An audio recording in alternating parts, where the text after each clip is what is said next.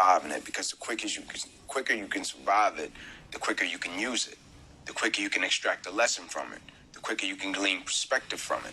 And for all of us, we're going to encounter those defining moments in our lives, right, to where it's going to hurt, right? You went through it.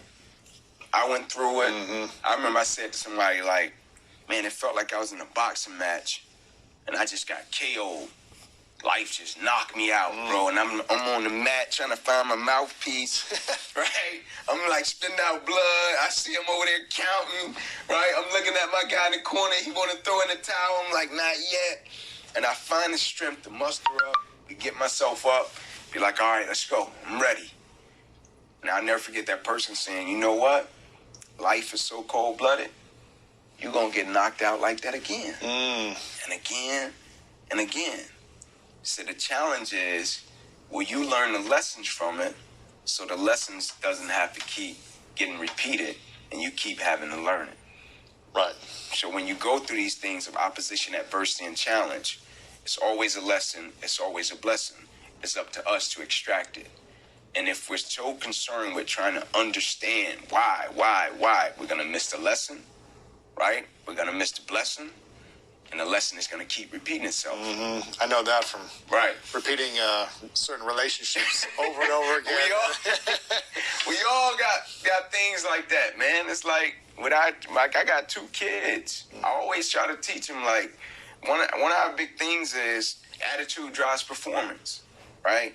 Attitude drives performance. I say to them all the time, when you get negative and you get frustrated, what does it do to your performance? Like, it goes bad. It just gets bigger and bigger, negative and negative. I'm like, exactly. And so when it doesn't turn out the way you want it to turn out and you get negative, the lesson is just going to repeat itself until you graduate, right? Until you learn how to celebrate the pain. Celebrate. My son, sometimes he'll come out, go 5 for 5, right? Might get 2 home runs, right?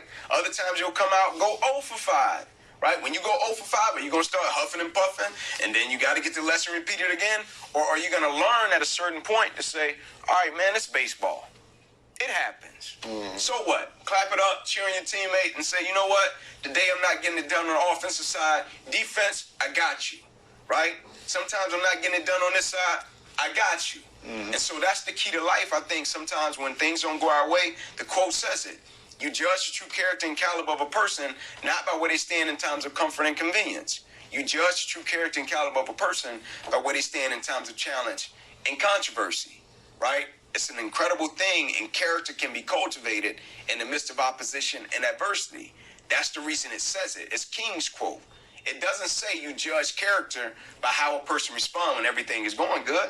They know how you're going to respond. Right. Happy-go-lucky, celebrate, hand clap. Great, hip hip hooray. But when things go wrong, things don't go the way you want them to, they don't unfold the way you want them to, who are you? Because that's the true test of who you are as a person. That's your true character. That's the essence and the ethos of who you are as a person. Everybody is going to smile when the sun's shining, man. But the song says it. Can you stand the rain, baby? Like it says it. Yeah. And so in light, can you stand the rain? That's the true test of character.